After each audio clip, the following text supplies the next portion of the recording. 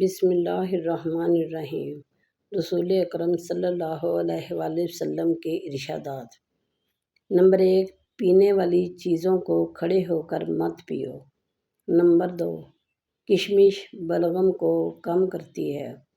Number 3، کدو کھاؤ کیونکہ یہ سبزی دماغ کو قوت دیتی ہے۔ نمبر 4، جس حد تک ممکن ہو لہسن کا استعمال کرو کیونکہ یہ 70 بیماریوں کی دوا ہے۔ نمبر 5، کلونجی ہر دور کی دوا ہے سوائے موت کے کہ اس کی کوئی دوا نہیں۔ نمبر 6، مٹی کھانے سے پرہیز کرو اس لیے کہ مٹی کھانا میری امت پر حرام ہے۔